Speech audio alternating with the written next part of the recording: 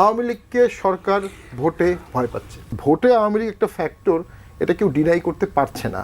সরকার আসলে আওয়ামী লীগ ফিরে আসার পথ চিন্তা করছে, কিন্তু তার আগে আওয়ামী লীগকে বেঁধে ফেলতে চাচ্ছে। সেই বেঁধে ফেলার একটা করেছে আইসিটি ট্রাইব্যুনাল। এটা নিয়ে যে আইনটা হয়েছে 73 সালে আইন, এটা এই 1 বছরে 4 বার পরিবর্তন করা হয়েছে এবং 4 বারই 21-টির বিপক্ষে করা হয়েছে।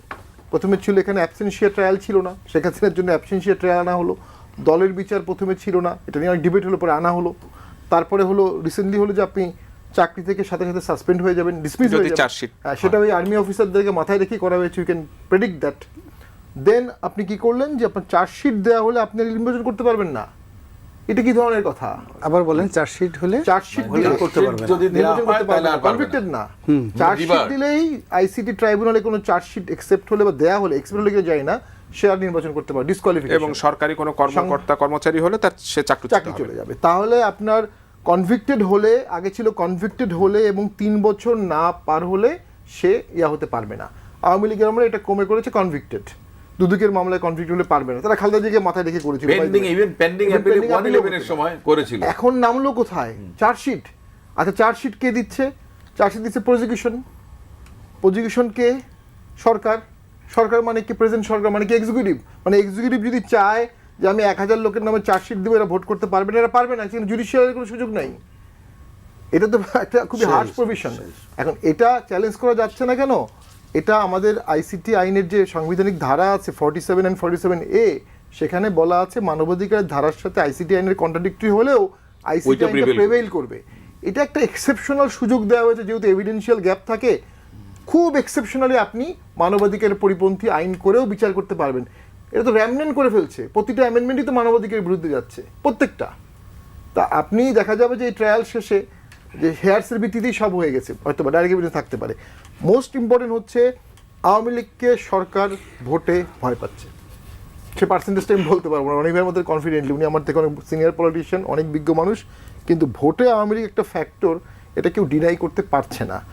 এখন আওয়ামী লীগ পতন হয়েছে, পালিয়ে গেছে, নতজানু হয়েছে। সেই সময় কিন্তু আমরা দেখেছি আমাদের এলাকার আওয়ামী লীগ নতজানু ছিল, সবার সামনে নতজানু ছিল, যে কোনো কম্প্রোমাইজে রাজি ছিল। কোনো কম্প্রোমাইজ না করে আপনি কি করলেন? একটা উইক ফর্মেটে তাদেরকে ব্যান করলেন, একদম উইক ফর্মেটে, যে জাস্টিফাই করতে পারবেন না। স্থায়ী একটা বিভাজন রেখা দেশে তৈরি হয়ে গেল। তারপরে একটা ঐক্যমত কমিশন করা হলো, 25টা দলকে ডাকা হলো, 30টা দলকে ডাকা হলো না, 30টা। এই 25টি দলের মধ্যে আবার 2-3টি দল এখন আবার জুলাই সনদ স্বাক্ষর করছে না। ওই 25টা দলের ভোটিং পার্সেন্টেজ 8 সাল পর্যন্ত কত ছিল, আর এই 30টা দলের ভোটিং পার্সেন্টেজ কত ছিল, মানে 2008 সাল পর্যন্ত। যে শক্তিকে আমরা তাড়িয়েছি, আপনি মানেন আর না মানেন, ভোট বলেন, জনশক্তি বলেন, তারা পুরো বাংলাদেশের 50% মেজরিটি তাদের রয়েছে। সরকারকে নিয়ে আলোচনা করাটাও রীতিমতো একটা মান সম্মানের ব্যাপার, কারণ আমরা যা কিছুই বলি না কেন, সরকার এগুলো সব গায়ে মাখে না। রাজনীতির সঙ্গে, জাতীয় রাজনীতির সঙ্গে তা প্রায় 25 বছর জড়িত। তো পত্রিকায় লিখতাম, টকশোতে কথাবার্তা বলতাম, সেই সব সরকারই এগুলো শুনতেন, এমনকি 111-এর সময়ও পাত্তা দিতেন। কিন্তু এই সরকার একটা অসাধারণ সরকার। এই সরকারের কনফিডেন্স লেভেল এত বেশি, কোন টেলিভিশনে কে কী বললো না বললো তাতে কিছু আসে যায় না। তো সেই দিক থেকে সরকারের যেটা অভীষ্ট, আমরা চিন্তা করি যে ডক্টর মোহাম্মদ ইউনূসকে লোকজন বলছে স্যার আপনি 50 বছর থেকে যান, কেউ কেউ বলছে আপনি 5 বছর থেকে যান। তো এটাকে যদি আমরা একটা, যাকে বলা হয় থ্রেট হিসেবে ধরি নির্বাচনের জন্য, যে ডক্টর মোহাম্মদ ইউনূস তার জীবনে, তার এই ক্ষুদ্র জীবনে আমরা যদি ওনাকে মূল্যায়ন করি, উনি যা কিছু চেয়েছেন তা কিছু পেয়েছেন। উনি যেটি টার্গেট করেছেন, ইগলের চোখে যেভাবে কোনো কিছু মানে বাদ যায় না, ইগল একের মহাকাশ থেকে, আকাশের সর্বোচ্চ 8 কিলোমিটার উচ্চতা থেকে সে যদি মানে 200-300 ফিট নিচে, মানে পানির নিচে কোনো মাছকে টার্গেট করে, ওটা মিস যায় না। এমনি ডক্টর মোহাম্মদ ইউনূসের একই অবস্থা। উনি বাংলাদেশে বসে আমেরিকার যা কিছু টার্গেট করেছেন ওটা হয়ে গেছে, আমেরিকায় বসে বাংলাদেশে যা কিছু টার্গেট করেছেন সেভাবে হয়ে গেছে, ম্যাটিকুলাসলি। তো কাজেই তার প্রত্যেকটা কথাবার্তা, অঙ্গ প্রত্যঙ্গ, অঙ্গভঙ্গি, হাসি, এইগুলোর মধ্যে আমাদের জাতির ভবিষ্যৎ নির্ভর করে। আপনি দেখুন এখন আমরা যখন নির্বাচন নিয়ে কথাবার্তা বলছি হবে কি হবে না, তখন হঠাৎ করে খবর বের হচ্ছে তিনি নাকি জাতিসংঘের মহাসচিবের তালিকায় রয়েছে। মহাসচিবের তালিকায় রয়েছেন। এটা কি একটা বিশ্রী একটা ঝামেলার ব্যাপার, চিন্তা করেন তো। হঠাৎ করে যদি তিনি সেটা হয়ে যান, নির্বাচন কে করবে ওনার এই জায়গাতে? তো এরকম আসলে আমাদেরকে মাঝে মধ্যে উনি বিপদে ফেলে দেন আর কি। তো যেটা বলছিলাম যে প্রকৃতির একটা স্বাভাবিক নিয়ম আছে, বসন্ত যখন হবে তার আগে কোকিল ডাকবে, গাছে গাছে নতুন পাতা আসবে এবং ফুল ফলাদি সেভাবে জানান দেবে যে বসন্ত আসছে। শীতেরও একই অবস্থা। তো নির্বাচনের মৌসুমে চারিদিক থেকে নির্বাচনের একটা ডাক আসবে। আমরা এখানে যারা আছি সবাই মোরাললেস নির্বাচনের যে পরিবেশ দেখেছি, জনগণের মধ্য থেকেই জনগণ পাগল হয়ে যাবে নির্বাচনের জন্য।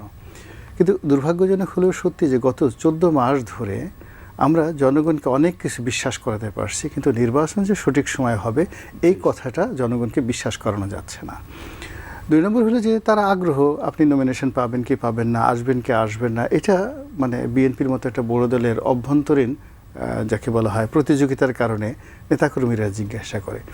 কিন্তু আমজনতা, আপনি সাধারণভাবে সত্যিকার অর্থে বিএনপির একজন লোক নমিনেশন নিয়ে আসবে এবং সেখানে পাশ করবে, একটা ইলেকশন হবে, এই ধরনের পরিবেশ সারা বাংলাদেশের কোথাও তৈরি হয়নি। এটা হলো রূঢ় বাস্তবতা। আর এই ধরনের পরিবেশ যদি তৈরি না হয়, একটা জিনিস বোঝার চেষ্টা করুন যে বাংলাদেশ এখন 2 ভাগে বিভক্ত। যে শক্তিকে আমরা তাড়িয়েছি, আপনি মানেন আর না মানেন, ভোট বলেন জনশক্তি বলেন, তারা পুরো বাংলাদেশের 50% মেজরিটি তাদের রয়েছে অ্যাজ এ হোল, অর্থাৎ জাতীয় পার্টি, আওয়ামী লীগ, জাসদ থেকে শুরু করে অন্যান্য পার্টির। এখন আমরা তো এক চুলও কমে নাই, আরও বরং বেড়েছে। যদি কেউ বলে বেড়েছে, আপনি চিন্তা করেন আওয়ামী লীগের কোন লোকটা বিএনপিতে যোগদান করেছে? আপনি দেখেন বিএনপি থেকে অনেক লোক জামাতে যোগদান করেছে, বিএনপি থেকে অনেক, এই যে এক লোক কিশোরগঞ্জে সে গিয়ে আওয়ামী লীগে যোগদান করলো। আগামী 1 মাস 2 মাসে দেখবেন আরও অনেক কিছু হয়ে যাবে। তো যার জন্য এই বাংলাদেশের রাজনীতি ভেরি আনপ্রেডিক্টেবল। আপনি ধরে নেন ওই জায়গাতে আমরা তাদেরকে আসতে দিচ্ছি না, শূন্য। ঠিক সেম ঘটনাটা আওয়ামী লীগ করেছিল। আওয়ামী লীগও তাদের 50% এইরকম জনশক্তি, যারা জাতীয় পার্টির বাদে এই যে জামাত এবং বিএনপির মতো শক্তিকে ইগনোর করে তারা নির্বাচন করার চেষ্টা করেছে। এখন শেখ হাসিনার 15 বছরের কন্টিনিউয়াস শাসন, তার সঙ্গে সঙ্গে তার মিলিটারি পাওয়ার, তার মিলিটেন্সি অ্যাবিলিটি, অর্থাৎ তার যে ছাত্রলীগ যুবলীগের যে পেশি শক্তি এবং রাজ ভাণ্ডারের অফুরন্ত টাকা, 2 হাতে টাকা। তো এই টাকা দিয়ে যদি আপনি 2014 সালের নির্বাচনের উপস্থিতির হার দেখেন, 2018 সালের নির্বাচনের হার দেখেন আর 24 সালের হার দেখেন, দেখবেন যে প্রপোর্শনালিটি এত কমেছে যে 2024 সনের যেটাকে আমরা আমিডামি নির্বাচন বলি, অন অ্যাভারেজে 7%-এর বেশি কিন্তু ভোটাররা ভোট কেন্দ্রে সরকারি হিসাবে 40%-এর মতো ছিল। সরকারি হিসাব বাদ দেন, মানে নট মোর দ্যান 7%। আমরা 2018 সনে আমি তো নির্বাচনে করেছি, ওই রাতের ভোট, সেই রাতের ভোট তারা কেটেছে, কিন্তু তারপরেও প্র্যাকটিক্যালি আসে অন অ্যাভারেজে 10 থেকে 11%-এর বেশি ভোট কেন্দ্রে ভোটাররা আসেনি। তো যে আওয়ামী লীগ তাদের এত শক্তি, অর্থবিত্তের ক্ষমতা দিয়ে ভোট কেন্দ্রে সর্বশেষ 7% ভোটার আনতে পেরেছে।